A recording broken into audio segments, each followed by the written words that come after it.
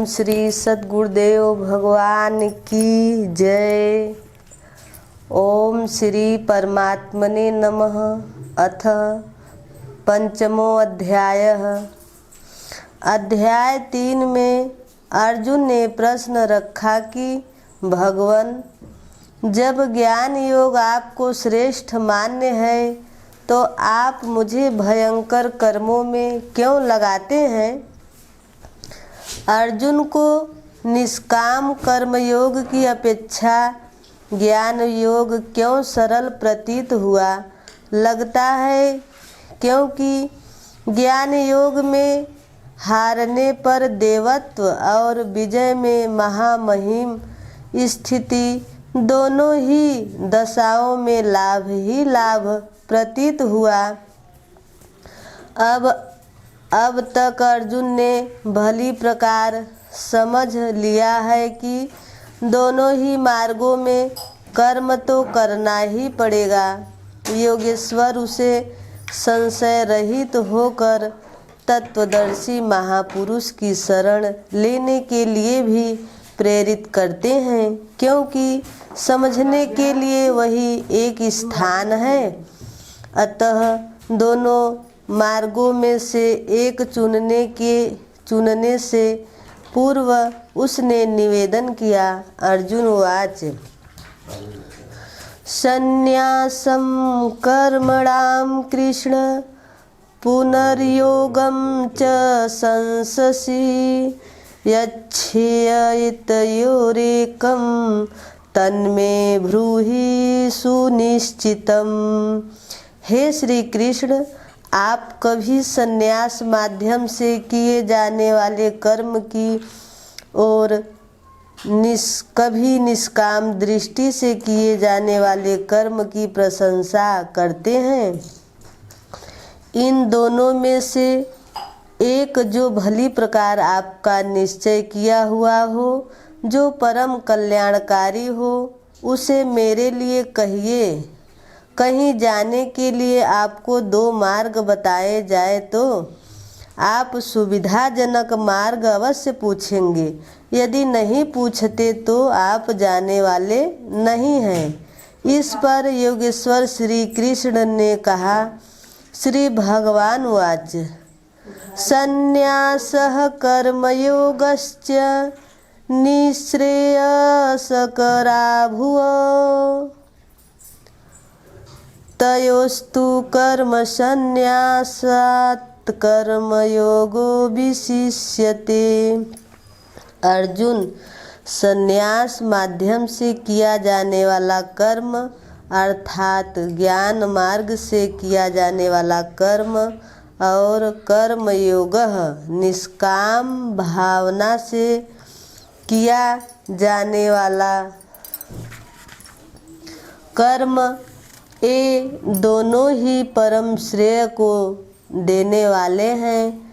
परंतु इन दोनों मार्गों में संन्यास अथवा ज्ञान दृष्टि से किए जाने वाले कर्म की अपेक्षा निष्काम कर्मयोग श्रेष्ठ है। प्रश्न स्वाभाविक है कि श्रेष्ठ क्यों है। ज्ञेयः स नित्य सन्यासी यो न द्वेष्टि न काङ्क्षति निर्द्वन्द्वो हि महाबाहो सुखं बन्धात् प्रमुच्यते। महाबाहु अर्जुन, जो कुछ किसी से द्वेष करता है। महाबाहु अर्जुन, जो न किसी से द्वेष करता है न किसी की आकांक्षा करता है, वह सदैव सन्यासी ही समझने योग्य है। चाहे वह ज्ञान मार्ग से या निष्काम कर्म मार्ग से ही क्यों न हो। राग द्वेषादि द्वंद्वों से रहित वह पुरुष सुख पूर्वक भव बंधन से मुक्त हो जाता है। सांख्य योगो पृथग्बला प्रवदन्ति न पंडिताः एकं प्यायस्थितः सम्यगुभयोर्विन्दते।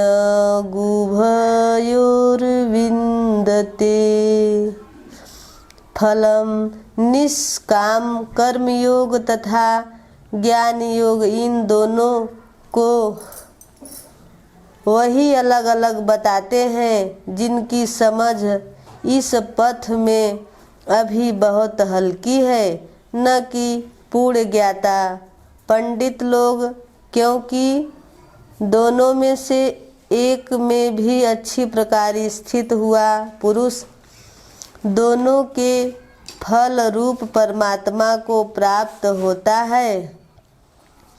दोनों का फल एक ही है, इसलिए दोनों एक ही समान है। यत् सांख्यैः प्राप्यते स्थानं तज्ञयोगैरपि गम्यते। एकं सांख्यं च योगं च यः पश्यति स पश्यति। जहाँ सांख्य दृष्टि से कर्म करने वाला पहुँचता है, वहीं निष्काम माध्यम से कर्म करने वाला भी पहुँचता है। इसलिए जो दोनों को फल की दृष्टि से एक देखता है, वही यथार्थ जानने वाला है। जब दोनों एक ही स्थान पर पहुँचते हैं तो निष्काम कर्मयोग विशेष क्यों श्री कृष्ण बताते हैं। संन्यासस्तु महाबाहो दुःखमाप्तुं योगतः योगयुक्तो मुनिर्ब्रह्म न चिरेणाधिगच्छति। अर्जुन, निष्काम कर्मयोग का आचरण किए बिना संन्यास अर्थात सर्वस्व का न्यास प्राप्त होना दुखप्रद है। जब योग का आचरण प्रारंभ ही नहीं किया तो असंभव सा है। इसलिए भगवत स्वरूप का मनन करने वाला मुनि, जिसकी मन सहित इंद्रियां मौन है, निष्काम कर्मयोग का आचरण करके पर ब्रह्म परमात्मा को शीघ्र ही प्राप्त हो जाता है। स्पष्ट है कि ज्ञान योग में निष्काम कर्मयोग का ही आचरण करना पड़ेगा, क्योंकि क्रिया दोनों में एक ही है। वही यज्ञ की प्रक्रिया, जिसका शुद्ध अर्थ है आराधना। दोनों मार्गों में अंतर केवल कर्ता की दृष्टिकोण का है। एक अपनी शक्ति को समझकर हानि लाभ देखते हुए इसी कर्म में प्रवृत्त होता है, और दूसरा निष्काम कर्मयोगी इष्ट पर निर्भर होकर इसी क्रिया में प्रवृत्त होता है। उदाहरणार्थ, एक प्राइवेट पढ़ता है, दूसरा नॉमिनेट। दोनों का पाठ्यक्रम एक है, परीक्षा एक है, परीक्षक निरीक्षक दोनों में एक ही है। ठीक इसी प्रकार दोनों के सद्गुरु तत्वदर्शी हैं और डिग्री एक ही है, केवल दोनों के पढ़ने का दृष्टिकोण भिन्न है। हाँ, संस्थागत छात्र को सुविधाएं अधिक रहती है। पीछे श्री कृष्ण ने कहा कि काम और क्रोध दुर्जय शत्रु है, अर्जुन इन्हें तू मार। अर्जुन को लगा कि यह तो बड़ा कठिन है, किंतु श्री कृष्ण ने कहा नहीं, शरीर से परे इंद्रियां हैं, इंद्रियां से परे मन है, मन से परे बुद्धि है, बुद्धि से परे तुम्हारा स्वरूप है। तुम वहाँ से प्रेरित हो। इस प्रकार अपनी हस्ती समझकर अपनी शक्ति को सामने रखकर स्वावलंबी होकर कर्म में प्रवृत्त होना ज्ञान योग है। श्री कृष्ण ने कहा है, चित्त को ध्यानस्थ करते हुए कर्मों को मुझ में समर्पण करके आशा ममता और संताप रहित होकर युद्ध कर, समर्पण के साथ इष्ट पर निर्भर होकर उसी कर्म में प्रवृत्त होना निष्काम कर्मयोग है। दोनों की क्रिया एक ही है और परिणाम भी एक है। इस पर बल देकर योगेश्वर श्री कृष्ण यहाँ कहते हैं कि योग का आचरण किए बिना संन्यास अर्थात शुभाशुभ कर्मों के अंत की स्थिति का प्राप्त होना असंभव है। श्री कृष्ण के अनुसार ऐसा कोई योग नहीं है कि हाथ पर हाथ रखकर बैठे बैठे कहे कि मैं परमात्मा हूँ, शुद्ध हूँ, बुद्ध हूँ, मेरे लिए न तो कर्म है न बंधन, मैं भला बुरा कुछ करता दिखाई पड़ता भी हूँ तो इंद्रियां अपने अर्थों में बरत रही है। ऐसा पाखंड श्री कृष्ण के शब्दों में कदापि नहीं है। साक्षात योगेश्वर भी अपने अनन्य सखा अर्जुन को बिना कर्म के यह स्थिति नहीं दे सके। यदि ऐसा वे कर सकते तो गीता की आवश्यकता ही क्या थी। कर्म तो करना ही पड़ेगा। कर्म करके ही संन्यास की स्थिति को पाया जा सकता है और योग युक्त पुरुष शीघ्र ही परमात्मा को प्राप्त हो जाता है। योग युक्त पुरुष के लक्षण क्या है, इस पर कहते हैं, योग युक्तो विशुद्धात्मा विजितात्मा जितेन्द्रियः सर्वभूतात्म भूतात्मा कुर्वन्नपि न लिप्यते। विजितात्मा विशेष रूप से जीता हुआ है शरीर जिसका, जितेंद्रिय है, जीती हुई है इंद्रियां, और विशुद्धात्मा विशेष रूप से शुद्ध है अंतःकरण जिसका, ऐसा पुरुष भूतात्मा संपूर्ण भूत प्राणियों के आत्मा के मूल उद्गम परमात्मा के एक ही भाव हुआ योग से युक्त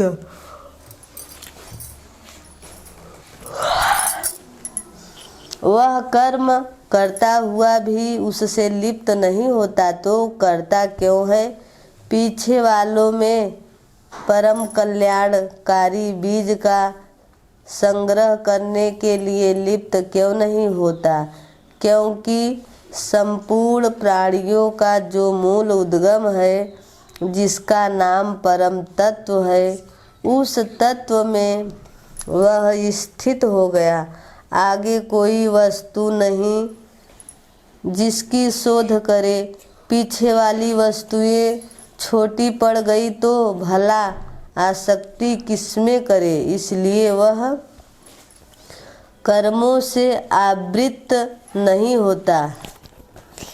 यह योग युक्त की पराकाष्ठा का चित्रण है। पुनः योग युक्त पुरुष की रहनी स्पष्ट करते हैं।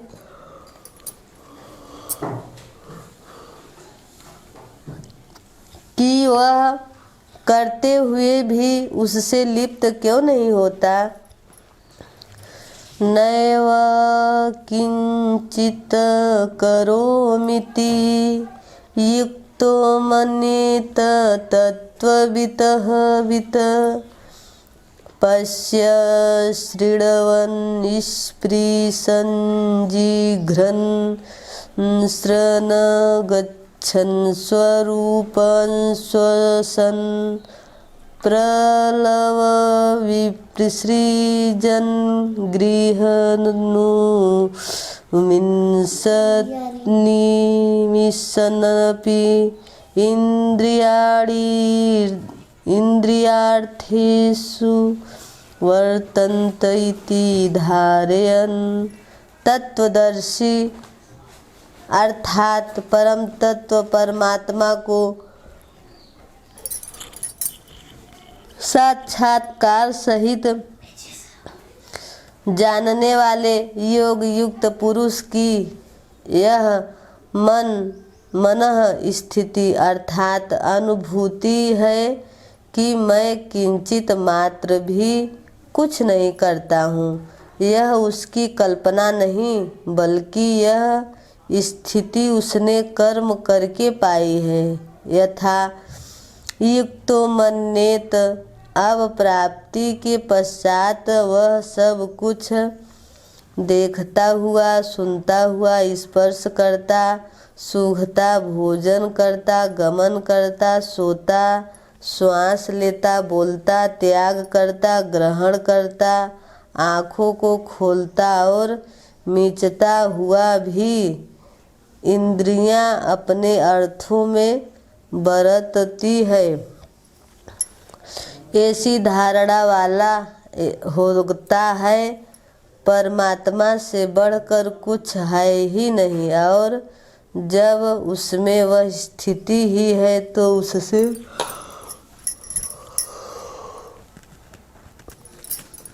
उससे बढ़कर किस सुख की कामना से वह किसका दर्शन, स्पर्श इत्यादि करेगा। यदि कोई श्रेष्ठ वस्तु आगे होती तो आसक्ति अवश्य रहती, किंतु प्राप्ति के बाद अब और आगे जाएगा कहाँ और पीछे त्यागेगा क्या। इसलिए योग युक्त लिप्त नहीं होता। इसी को एक उदाहरण के माध्यम से प्रस्तुत करते हैं। ब्रह्मण्याधाय कर्मणि संगम त्यक्त्वा करोति यः लिप्यते न स पापेन पद्यपन्त्र मीवाम्भसा। कमल कीचड़ में होता है, उसका पत्ता पानी के ऊपर तैरता है, लहरें रात दिन उसके ऊपर से गुजरती है, किंतु आप पत्ते को देखें सूखा मिलेगा। जल की एक बूंद भी उस पर टिक नहीं पाती। कीचड़ और जल में रहते हुए भी वह उनसे लिप्त नहीं होता। ठीक इसी प्रकार जो पुरुष सब कर्मों को परमात्मा में विलय करके साक्षात्कार के साथ ही कर्मों का विलय होता है, इससे पूर्व नहीं आसक्ति को त्याग करके अब आगे कोई वस्तु नहीं, अतः आसक्ति नहीं रहती। इसलिए आसक्ति त्याग कर कर्म करता है, वह भी इसी प्रकार लिप्त नहीं होता।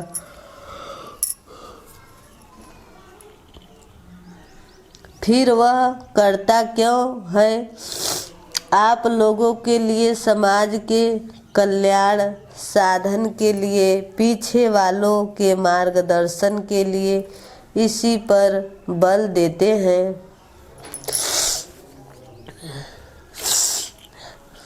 कायेन मनसा बुद्धया केवलैरिन्द्रियैरपि योगिनः कर्म कुर्वन्ति संगम त्यक्त्वात्मशुद्धये।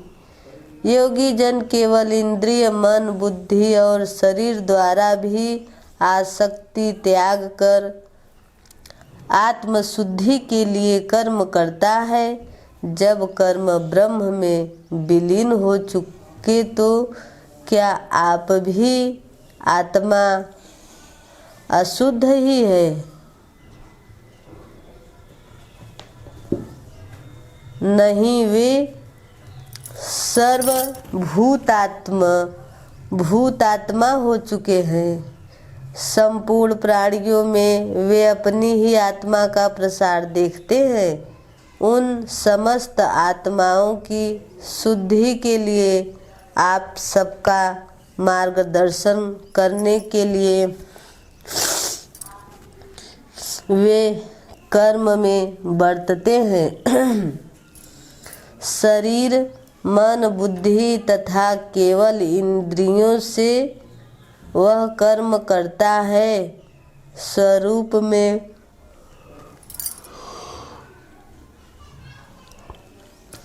स्वरूप से वह कुछ भी नहीं करता, स्थिर है। बाहर से वह सक्रिय दिखाई देता है, किंतु भीतर उसमें असीम शांति है। रस्सी जल चुकी, मात्र ऐंठन आकार शेष है, जिससे बंध नहीं सकता। युक्तः कर्म फलं त्यक्त्वा शान्तिमाप्नोति नैष्ठिकीं। युक्तः कामकारेण फले सक्तो निबध्यते।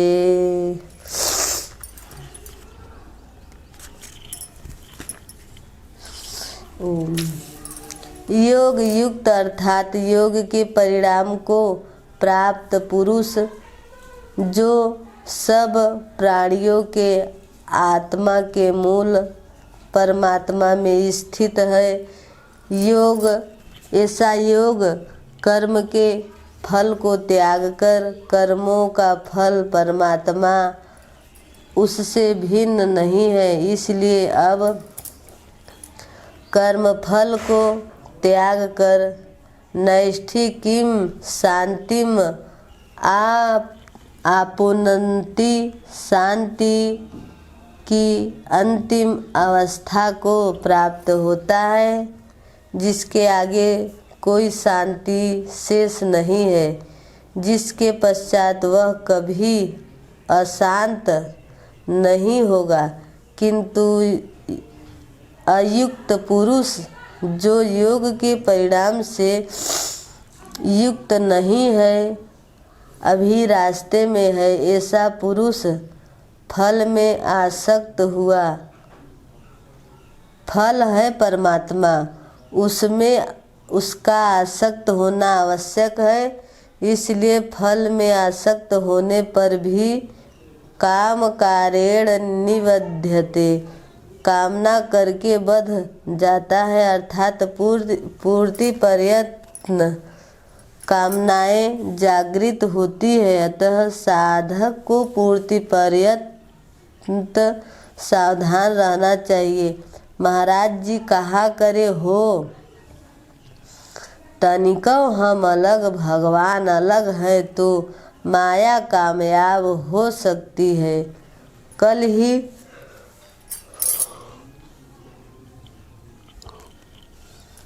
ही प्राप्ति होनी हो, किंतु आज तो वह अज्ञानी ही है। अतः पूर्ति पर्यंत साधक को असावधान नहीं होना चाहिए। इसी पर आगे कहते हैं, सर्वकर्माणि मनसा संन्यस्यास्ते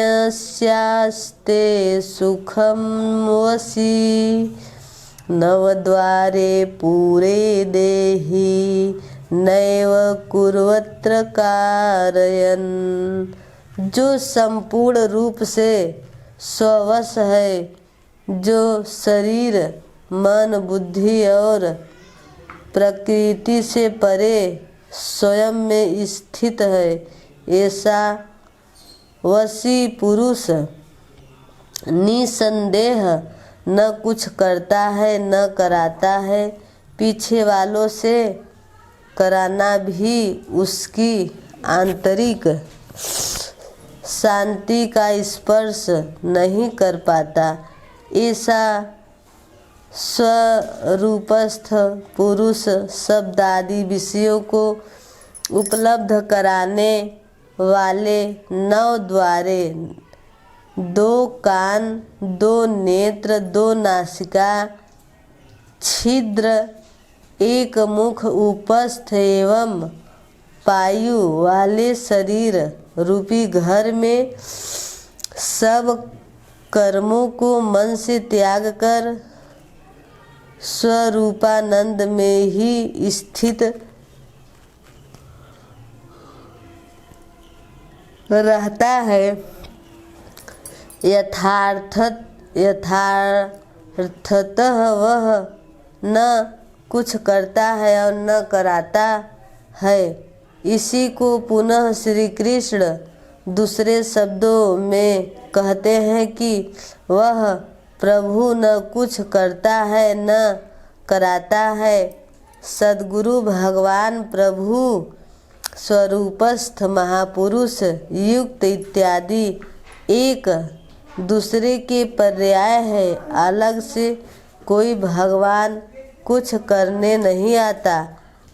वह जब करता है तो इन्हीं स्वरूपस्थ इष्ट के माध्यम से करता है। महापुरुष के लिए शरीर एक मकान मात्र है। अतः परमात्मा का करना और महापुरुष का करना एक ही बात है, क्योंकि वह उनके द्वारा है। वस्तुतः वह पुरुष करते हुए भी कुछ नहीं करता। इसी पर अगला श्लोक देखें। न कर्तृत्वं न कर्माणि लोकस्य सृजति प्रभुः न कर्मफल संयोगं स्वभावस्तु प्रवर्तते। वह प्रभु न तो भूत प्राणियों के कर्तापन को, न कर्मों को और न कर्म फलों का संयोग ही बैठाता है, बल्कि स्वभाव में स्थित प्रकृति के दबाव के अनुसार ही सभी बरतते हैं। जैसी जिसकी प्रकृति सात्विकी, राजसी अथवा तामसी है, उसी स्तर से वह बरतता है। प्रकृति तो लंबी चौड़ी है, लेकिन आपके ऊपर उतना ही प्रभाव डाल पाती है जितना आपका स्वभाव विकृत अथवा विकसित है।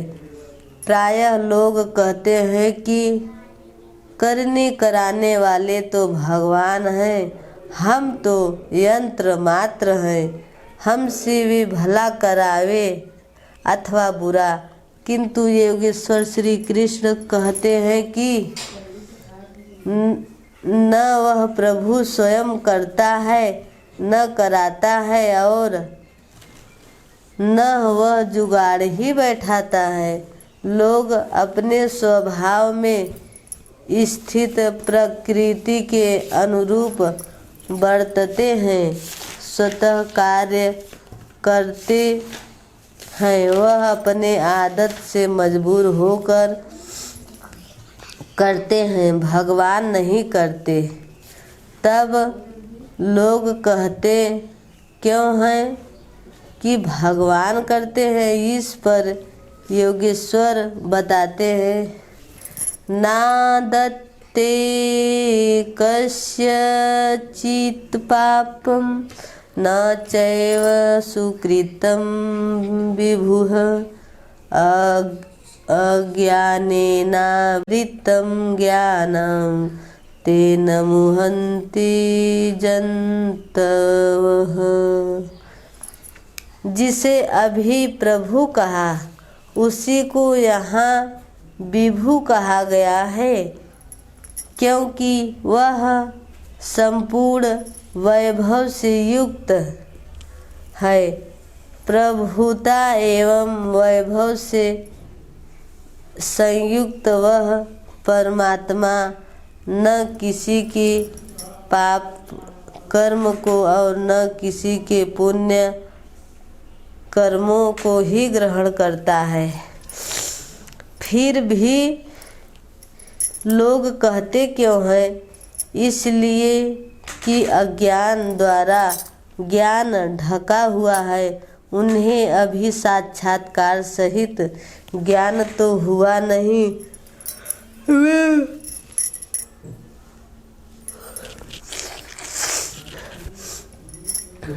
वे अभी जंतु हैं। मोहवश वे कुछ भी कह सकते हैं।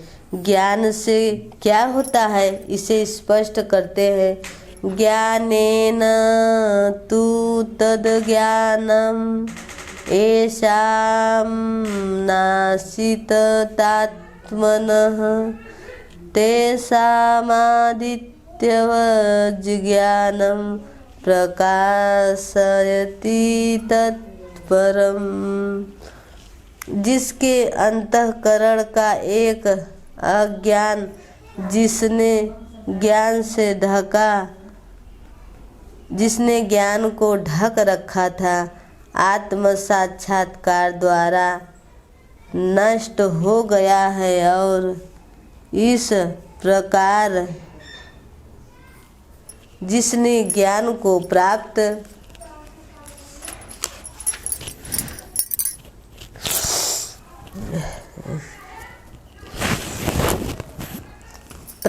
कर लिया है, उसका वह ज्ञान सूर्य के सदृश उस परम तत्व परमात्मा को प्रकाशित करता है। तो क्या परमात्मा किसी अंधकार का नाम है? नहीं, वह तो परम प्रकाश रूप दिन राति, वह तो परम प्रकाश रूप दिन राति। रामचरितमानस 7/119/3 परम प्रकाश रूप है तो, किंतु हमारे उपभोग के लिए तो नहीं है, दिखाई तो नहीं देता। जब ज्ञान द्वारा अज्ञान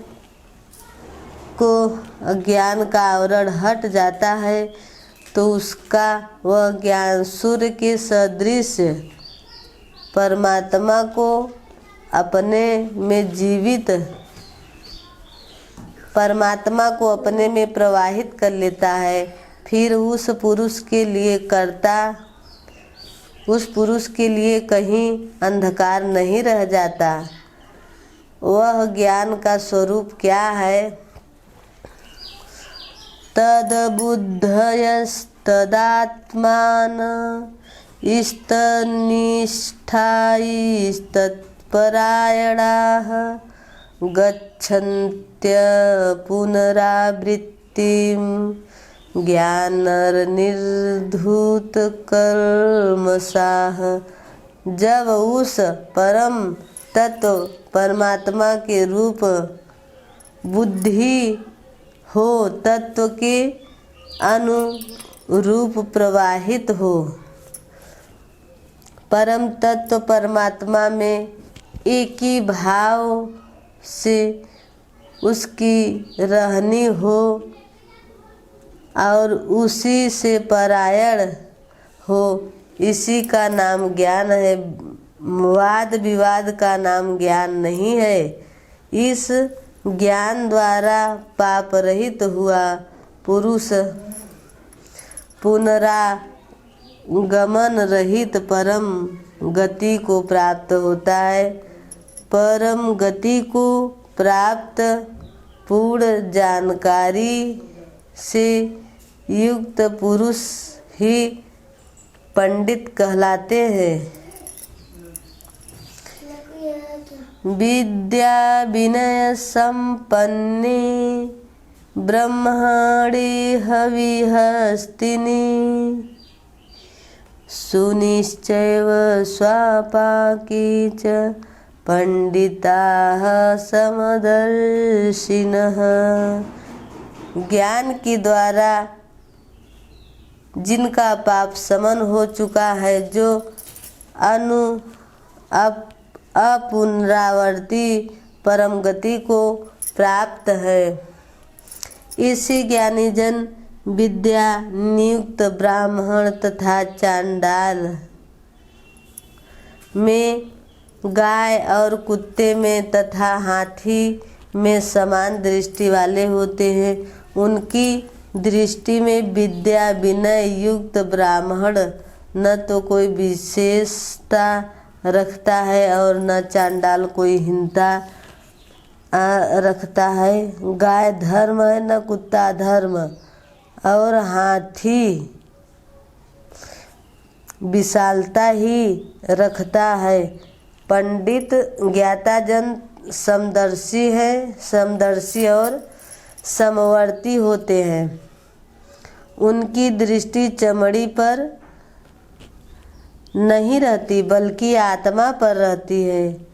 अतः केवल इतना है, विद्या विनय संपन्न स्वरूप के समीप है और शेष कुछ पीछे से, कोई एक मंजिल आगे है तो कोई पिछले पड़ाव पर। शरीर तो वस्त्र है, उनकी दृष्टि वस्त्रों को महत्व नहीं देती, अपितु उनके हृदय में स्थित आत्मा पर पड़ती है, इसलिए वे कोई भेद नहीं रखते।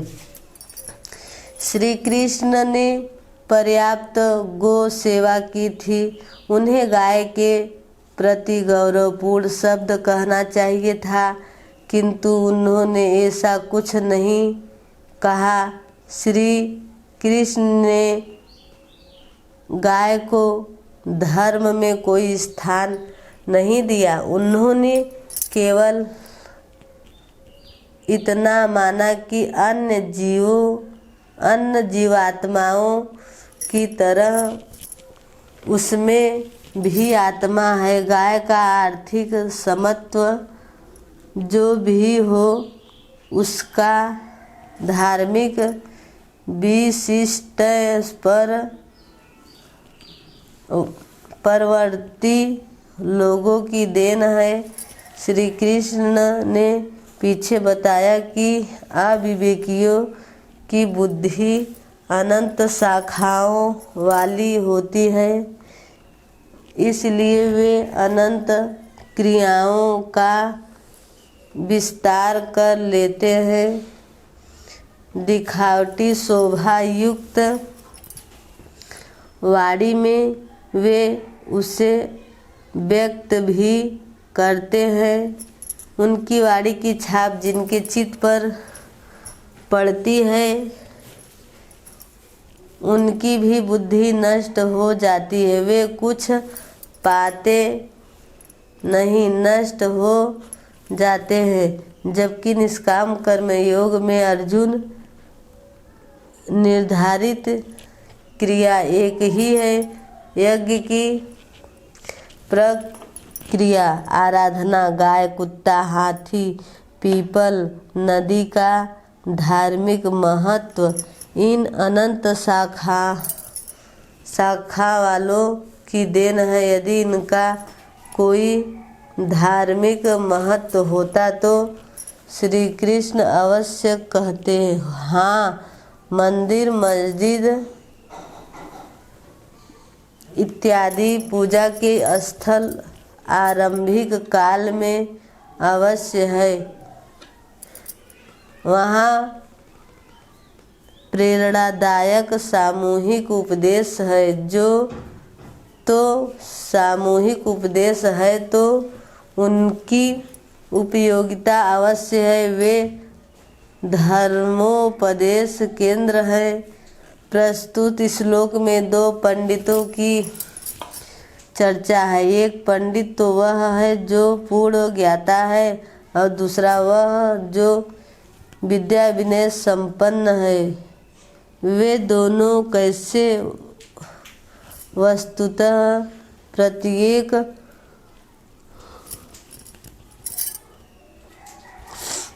प्रत्येक श्रेणी की दो सीमाएं होती हैं।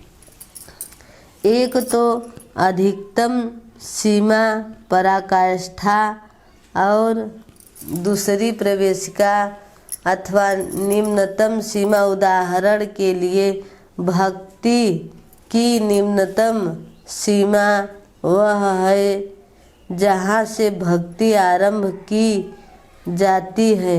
विवेक वैराग्य और लगन के साथ जब आराधना करते हैं।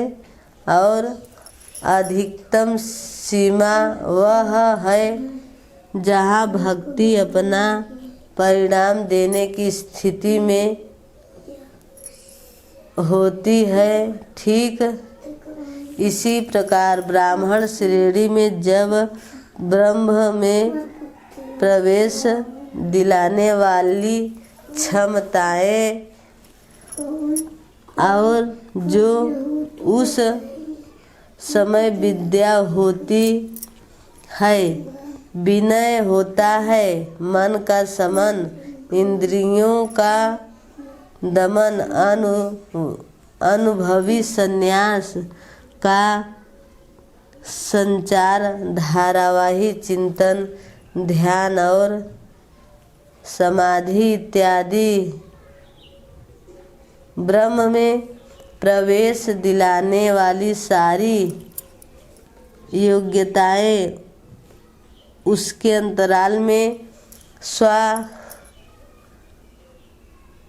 स्वाभाविक कार्यरत रहती है। यह ब्राह्मणत्व की निम्नतम सीमा है। उच्चतम सीमा तब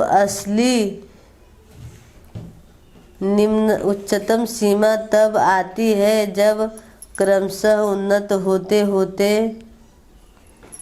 निम्नतम सीमा की उच्चतम सीमा तब आती है जब क्रमशः उन्नत होते होते वह ब्रह्म का दिग्दर्शन करके उसमें विलय हो पाता है। जिसे जाना था वह जान लिया, वह पूर्ण ज्ञाता है। पुनरावृत्ति वाला ऐसा महापुरुष उस विद्या विनय संपन्न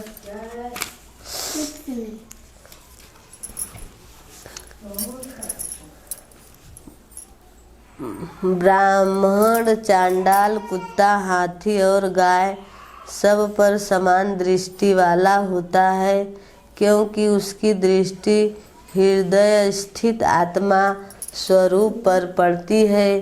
इस महापुरुष को परम गति में क्या मिला है और कैसे, इस पर प्रकाश डालते हुए योगेश्वर श्री कृष्ण बताते हैं। इहैव तैर्जितः सर्गो येषां साम्ये स्थितं मनः निर्दोषं हि समं ब्रह्म तस्माद् ब्रह्मणि ते स्थिताः।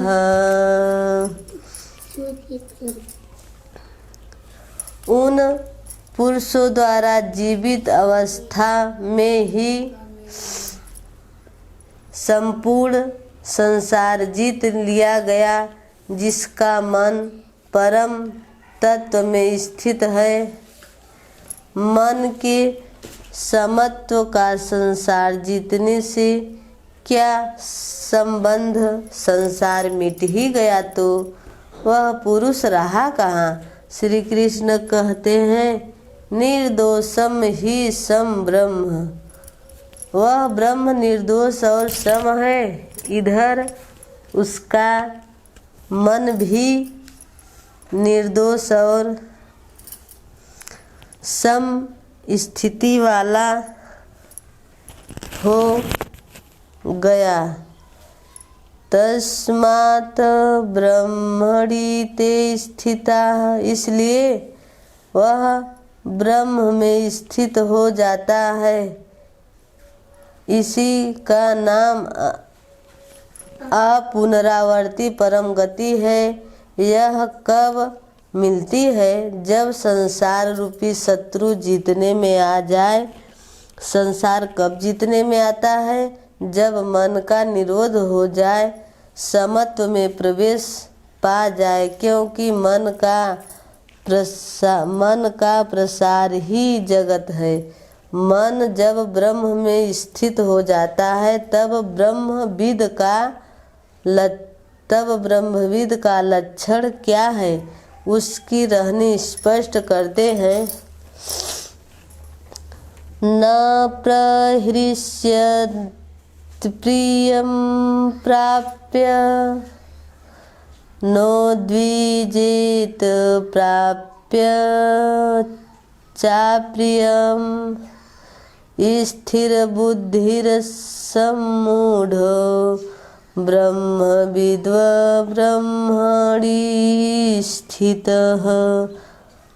उसका कोई प्रिय अप्रिय होता नहीं, इसलिए जिसे लोग प्रिय समझते हैं उसे पाकर वह हर्षित नहीं होता, और जिसे लोग अप्रिय समझते हैं, जैसा धर्मावलंबी चिन्ह लगाते हैं, उसे पाकर वह उद्वेगवान नहीं होता है। ऐसा स्थिर बुद्धि असम्मूढ़ संशय रहित ब्रह्मविद ब्रह्म से संयुक्त ब्रह्मवेत्ता ब्रह्मणि स्थितः परात्पर ब्रह्म में सदैव स्थित है। ब्रह्म ईश्वर से स्वासक्तात्मा विदन्त्ययत्मनि यत् सुखं स ब्रह्म योग युक्तात्मा सुखम लक्ष्यमनुष्यते। बाहर संसार के विषय भोगों में आसक्त पुरुष अंतरात्मा में स्थित जो सुख है वह सुख को प्राप्त होता है। वह पुरुष ब्रह्म योग युक्तात्मा परमात्मा के साथ मिलने से युक्त आत्मा वाला है, इसलिए अक्षय आनंद का अनुभव करता है। जिस आनंद का कभी क्षय नहीं होता, इस आनंद का उपभोग कौन कर सकता है? जो बाहर के विषय भोगों में अनासक्त है तो क्या भोग बाधक है? भगवान कहते हैं एहि संस्पर्शजा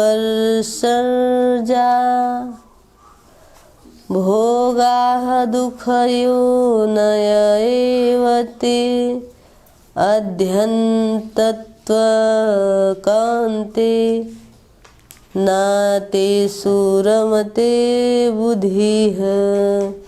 केवल त्वचा ही नहीं, सभी इंद्रियां स्पर्श करती हैं। देखना आँख का स्पर्श है, सुनना कान का स्पर्श है।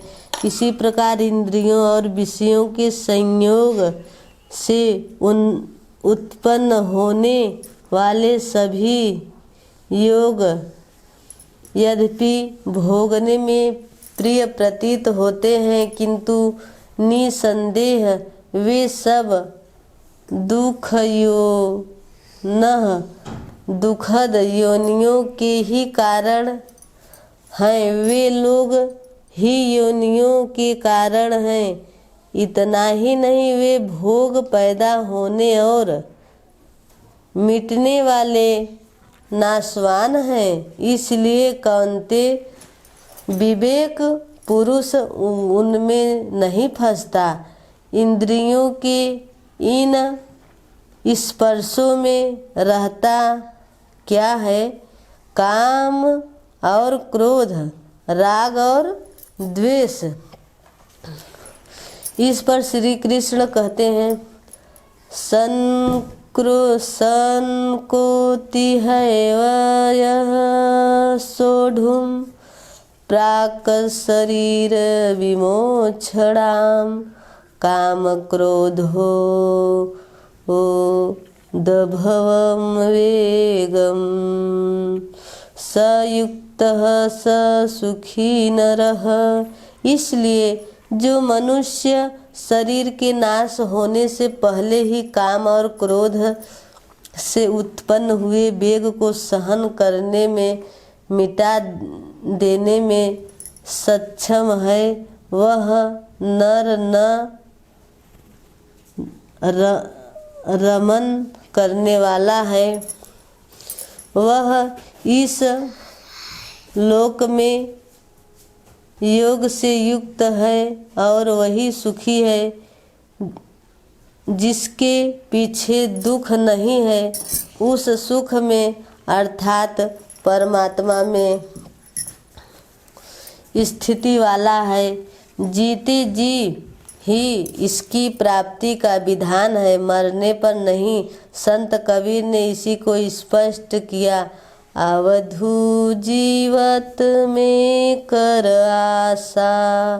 तो क्या मरने के बाद मुक्ति नहीं होती? वे कहते हैं, मुए मुक्ति गुरु कहे स्वार्थी, झूठा दे विश्वासा। यही योगेश्वर श्री कृष्ण का कथन है कि शरीर रहते मरने से पहले जो काम क्रोध के वेग को मिटा देने में सक्षम हो गया, वही पुरुष इस लोक में योगी है, वही सुखी है। काम क्रोध बाह्य स्पर्श ही शत्रु है, इन्हें आप जीते।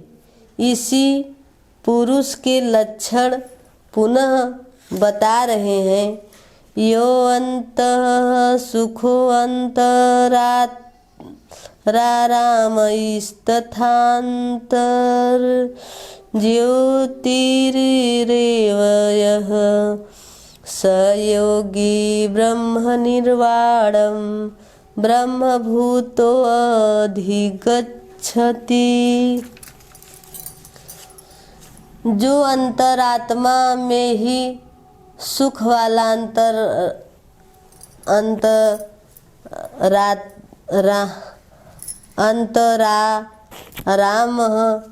अंतरात्मा में ही आराम वाला तथा जो अंतरात्मा में ही प्रकाश वाला साक्षात्कार वाला है, वही योगी ब्रह्मभूतः ब्रह्म के साथ एक होकर ब्रह्म निर्वाणम वाणी से परे ब्रह्म शाश्वत ब्रह्म को प्राप्त होता है।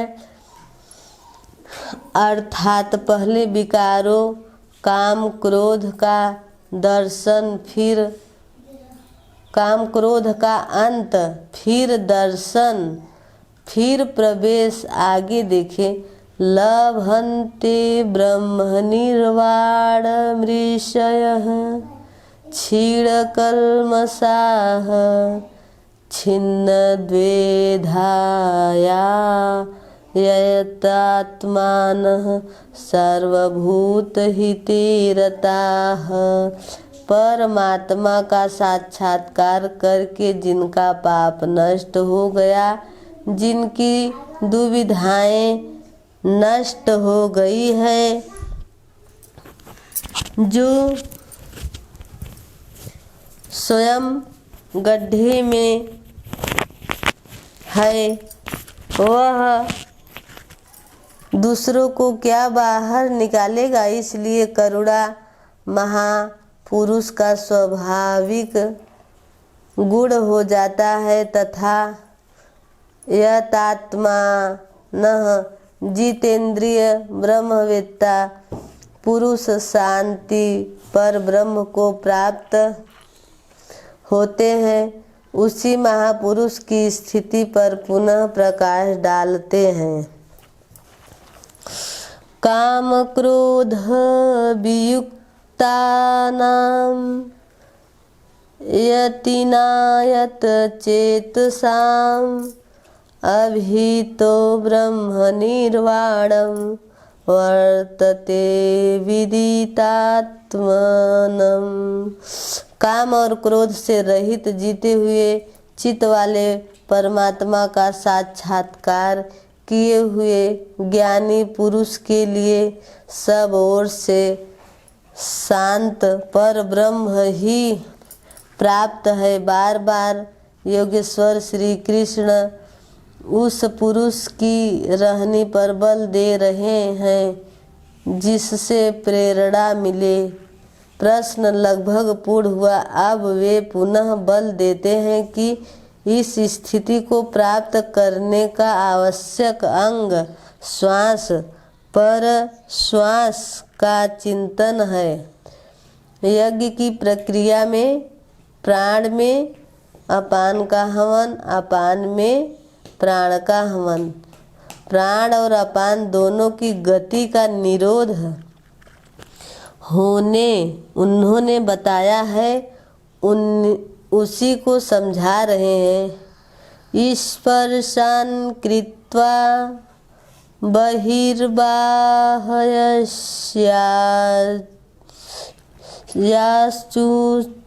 चैवान्तरी भ्रुवोः प्राणापानो समो कृत्वा नासाभ्यन्तरचारिणो यतेन्द्रिय मनोर्बुद्धिर्मुनिर्मोक्षपरायणः विगतेच्छा भयक्रोधो यः सदा मुक्त एव सः। अर्जुन, बाहर के विषयों सदृश्यों का चिंतन न करते हुए उन्हें त्याग कर नेत्रों की दृष्टि को भ्रिकुटी के बीच में स्थिर करके भ्रू ओह अंतरे का ऐसा अर्थ नहीं कि आँखों के बीच या भौहों के बीच कहीं देखने की भावना से दृष्टि लगाए। भ्रिकुटी के बीच का शुद्ध अर्थ इतना ही है कि सीधे बैठने पर दृष्टि भ्रिकुटी के ठीक मध्य से सीधे आगे पड़े, दाहिने बाएं इधर उधर चकपक न देखे, नाक की डांडी पर सीधी दृष्टि रखते हुए कहीं नाक ही न देखने लगे। नासिका के अंदर विचरण करने वाले प्राण और अपान वायु को सम करके अर्थात दृष्टि तो वहाँ स्थिर करे और सूरत को श्वास में लगा दे कि कब श्वास भीतर गई, कितना रुकी, लगभग आधा सेकेंड रुकती है, प्रयास करके न रोके, कब श्वास बाहर निकली, कितनी देर तक बाहर रही। कहने की आवश्यकता नहीं कि श्वास में उठने वाली नाम ध्वनि सुनाई पड़ती रहे।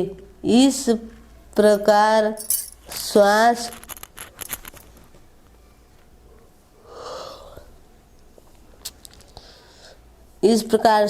प्रश्वास पर जब सूरत टिक जाएगी तो धीरे धीरे श्वास अचल स्थिर ठहर जाएगी, सम हो जाएगी। न भीतर से संकल्प उठेंगे और न बाह्य संकल्प अंदर टकराव कर पाएंगे।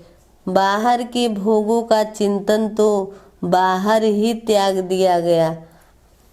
भीतर भी संकल्प नहीं जागृत होंगे, सूरत एकदम खड़ी हो जाती है। तैल धारावत तैल की धारा पानी की तरह टप टप नहीं गिरती, जब तक गिरेगी धारा ही गिरेगी। इसी प्रकार प्राण और अपान की गति एकदम सम स्थिर करके इंद्रियों, मन और बुद्धि को जिसने जीत लिया है, इच्छा, भय और क्रोध से रहित मनशीलता की चरम सीमा पर पहुँचा हुआ मोक्षपरायण मुनि सदा मुक्ति ही है। मुक्त होकर वह कहाँ जाता है, क्या पाता है, इस पर कहते हैं भोक्तारं यज्ञ तपसां सर्वलोकमहेश्वरं सुहृदं सर्वभूतानां ज्ञात्वा मा शान्तिमृच्छति।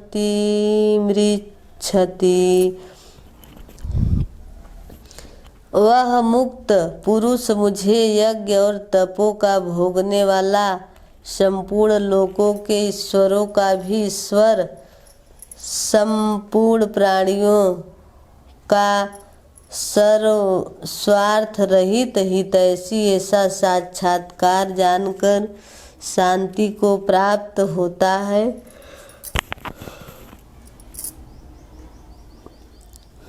श्री कृष्ण कहते हैं कि उस पुरुष के श्वास प्रश्वास के यज्ञ और तप का भोक्ता मैं हूँ। यज्ञ और तप अंत में जिसमें विलय होते हैं वह मैं हूँ, वह मुझे प्राप्त होता है। यज्ञ के अंत में जिसका नाम शांति है वह मेरा ही स्वरूप है। वह मुक्त पुरुष मुझे जानता है और जानते ही मुझे प्राप्त हो जाता है। इसी का नाम शांति है। जैसे मैं ईश्वरों का भी ईश्वर हूँ, वैसे ही वह भी है। निष्कर्ष, इस अध्याय के आरंभ में अर्जुन ने प्रश्न किया कि कभी तो आप निष्काम कर्मयोग की प्रशंसा करते हैं और कभी आप संन्यास मार्ग से कर्म करने की प्रशंसा करते हैं। अतः दोनों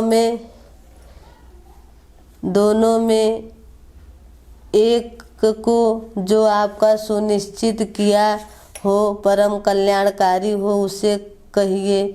श्री कृष्ण ने बताया, अर्जुन परम कल्याण तो दोनों में है, दोनों में वही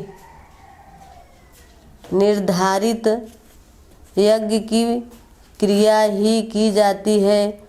फिर भी निष्काम कर्मयोग विशेष है, बिना इसे किए संन्यास शुभाशुभ कर्मों का अंत नहीं होता। संन्यास मार्ग नहीं मंजिल का नाम है। योग युक्त ही सन्यासी है। योग युक्त के लक्षण बताए कि वह ही प्रभु है। वह न करता है न कुछ कराता है, बल्कि स्वभाव में प्रकृति के दबाव के अनुरूप लोग व्यस्त हैं। जो साक्षात मुझे जान लेता है वही ज्ञाता है, वही पंडित है। यज्ञ के परिणाम में लोग मुझे जानते हैं। श्वास प्रश्वास का जप और यज्ञ तप जिसमें विलय होते हैं मैं ही हूँ। यज्ञ के परिणाम स्वरूप मेरे को जानकर वे जिस शांति को प्राप्त होते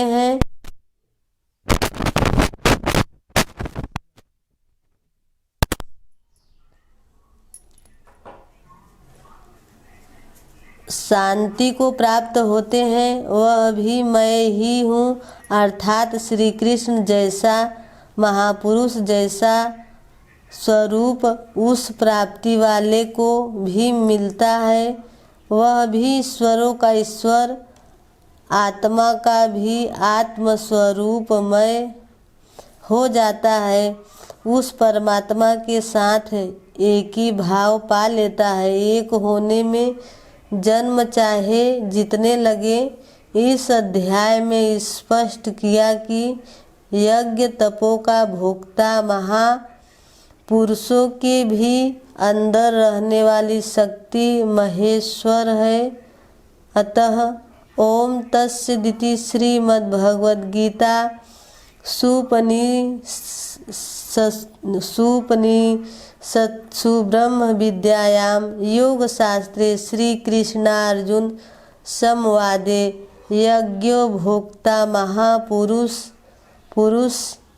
स्थमहेश्वरः नाम पंचमो अध्याय। इस प्रकार श्रीमद्भगवद गीता रूपी उपनिषद एवं ब्रह्म विद्या तथा योग शास्त्र विषयक श्री कृष्ण और अर्जुन के संवाद में यज्ञ भोक्ता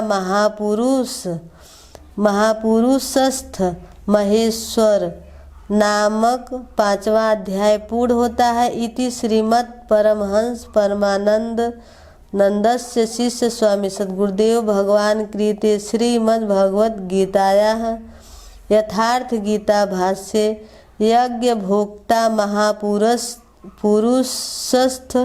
महेश्वरः नाम पंचमो अध्याय। इस प्रकार श्रीमद् परमहंस परमानंद जी के शिष्य स्वामी सद्गुरुदेव भगवान कृत श्रीमद् भगवद गीता के भाष्य यथार्थ गीता में यज्ञ भोक्ता महापुरुषस्थ महेश्वर नामक 5वां अध्याय पूर्ण होता है। हरि ओम तत्सत। ओम श्री सद्गुरुदेव भगवान की जय। ओम।